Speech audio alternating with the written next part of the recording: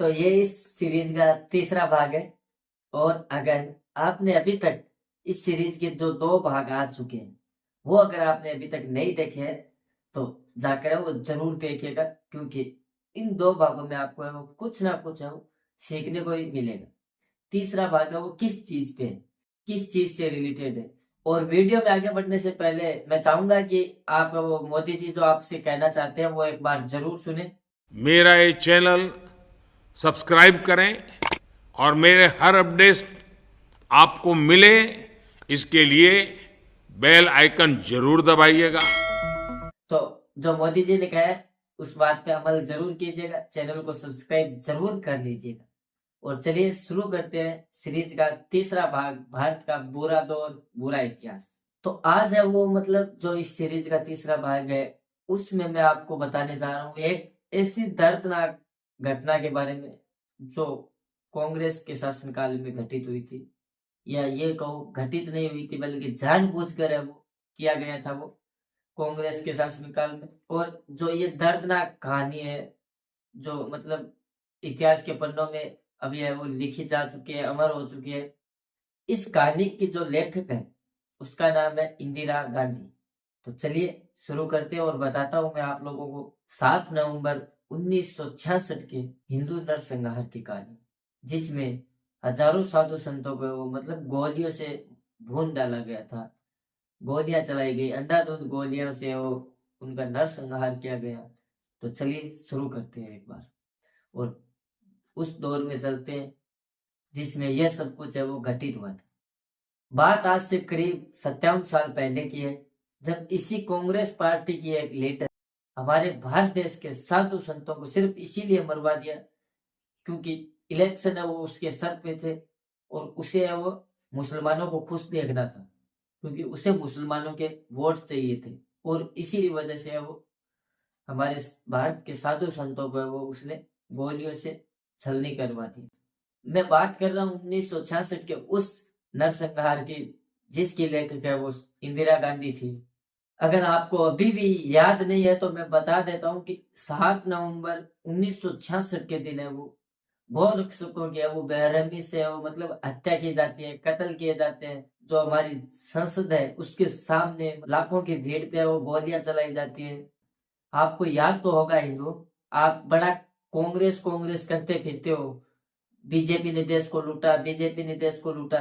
तो सालों पहले थोड़ा बहुत ये तो समझ लेते कि कांग्रेस ने कौन सा मतलब देश को ऊपर उठाया था, कांग्रेस ने कौन सा देश को मतलब विश्व पे टॉप पे खड़ा कर दिया था ले जाकर।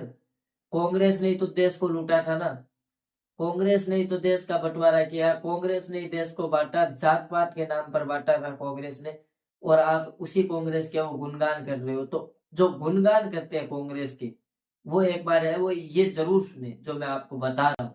आप जिस कांग्रेस पार्टी के गुणगान कर रहे हो ना, जिसका समर्थन कर रहे हो, उस कांग्रेस पार्टी के है वो मतलब लाखों लाखों हिंदुओं के मतलब खून से है वो हाथ रंगे हुए हैं उस कांग्रेस पार्टी के।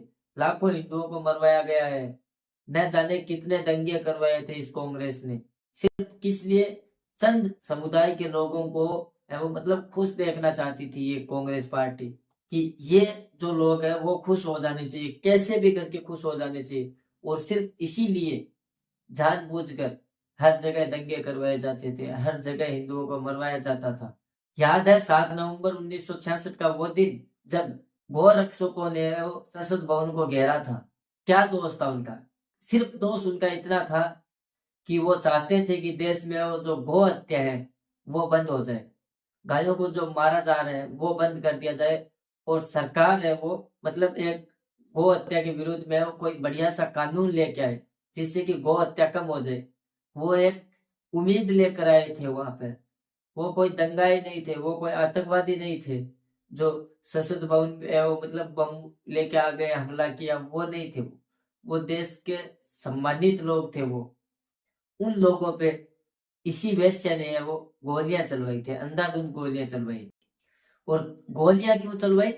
क्योंकि एक चंद जो मजहब के लोग हैं उनको खुश करना चाहती थी, जो मूल्य है उनको खुश देखना चाहती थी इंदिरा कि ये कैसे भी करके वो खुश हो जाए, बस अपने को और कुछ नहीं चाहिए। अगर ये बुल्ले खुश हो जाते हैं तो उसके लिए अगर लाख हिंदू मरे तो मरने दो। और जो हमारे साधु संत थे वो कुछ नहीं चाहते थे, वो चाहते थे कि बस जो गायों की हत्या की जा रही है वो कैसे भी करके वो बंद हो जाए। क्यों? क्योंकि गाय है वो हिंदू धर्म में पूजनीय है, सम्माननीय है। क्योंकि 33 कोटि जो देवी देवता है उनका वास है वो हम इस गाय में देखते हैं, इसीलिए वो हम गाय को सर्वोपरि समझते हैं।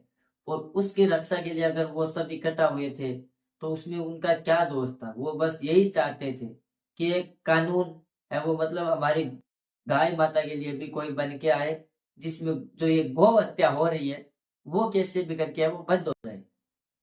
लेकिन मुस्लिमों की ठेकेदार इंदिरा गांधी को ये मंजूर नहीं था कि वो हिंदुओं का कोई काम करे, वो हिंदुओं का समर्थन करे। इसीलिए आदेश दे दिया कि जाओ मार डालो सबको, और कोई पूछे तो बोल देना ये आतंकवादी थे, इन्होंने संसद भवन पे वो मतलब हमला किया था और इसीलिए वो ये मारे गए थे।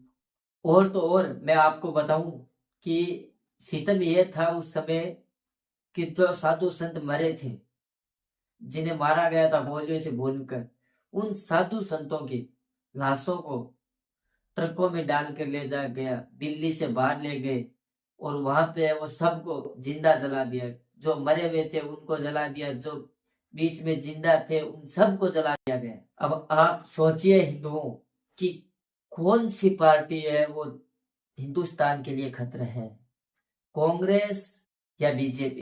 क्या सच में वो जो संसद भवन पे आए थे साधु संत वो आतंकवादी थे? क्या वो संसद भवन पर हमला करने आए थे? क्यों आए थे? क्योंकि इंदिरा ने जो वादा किया था वो पूरा नहीं किया उसने, इसीलिए वो सब साधु संत आए थे। लेकिन जो मुस्लिमों की ठेकेदार थी उसे तो कुछ और ही मंजूर था। और इन सब के बावजूद जब ये सब घटना घटित हुई उस समय एक महाराज थे कृपात्री जी, उन्होंने कांग्रेस को श्राप दिया था एक, वो भी मैं आपको बताना चाहूंगा। और वो श्राप आज भी कांग्रेस का पीछा नहीं छोड़ रहा है। कैसे छोड़ेगा? साधु संतों के मुंह से जो वाणी निकल जाती है वो कभी खाली नहीं जाती।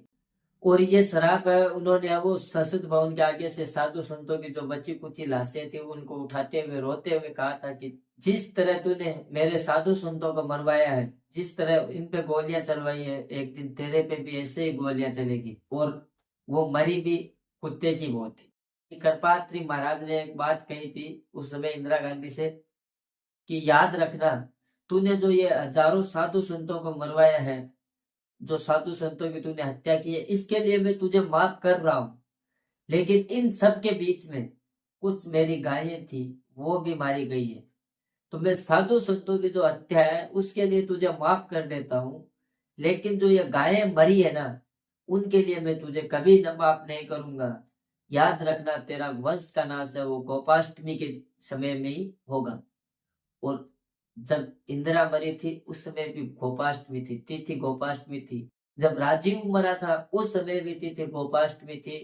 और जब ये 2-3 और घूम रहे हैं साले विदेशी नजरिया के जो अंश है वो मरेंगे, उस समय भी तिथि गोपाष्टमी ही होगी। अब कर्मों का फल है वो धीरे धीरे कांग्रेस को मिल रहा है। कांग्रेस का है वो देश से नामो निशान मिटने वाला है, ये अच्छी बात है। और आखिर में मैं आपसे एक ही बात कहना चाहूंगा कि याद रखिएगा कि अगर आप कांग्रेस का समर्थन कर रहे हैं तो आप अपने देश के साथ धोखा कर रहे हो, क्योंकि आप उस पार्टी को समर्थन दे रहे हो। उस पार्टी ने न जाने कितने हिंदुओं का खून बहाया है, तब जाकर वो पार्टी सत्ता में राज करती थी। वीडियो कैसा लगा वो जरूर बताइएगा कमेंट बॉक्स में। बोलने का एक्सपीरियंस नहीं है फिर भी जैसे तैसे आपके सामने वो वीडियो पेश कर रहा हूँ, तो प्लीज चैनल के ऊपर अगर नए हैं चैनल को सब्सक्राइब कर दीजिएगा और बेल आइकन के बटन को भी दबा दीजिएगा ताकि आगे जो भी वीडियोस आए उसकी नोटिफिकेशन आपको मिले। और कमेंट बॉक्स में प्यारा सा कमेंट है वो जरूर कीजिएगा, वीडियो को लाइक कर दीजिएगा। वीडियो देखने के लिए वो आप सभी का बहुत बहुत धन्यवाद। जय श्री राम, जय सनातन, हर हर महादेव।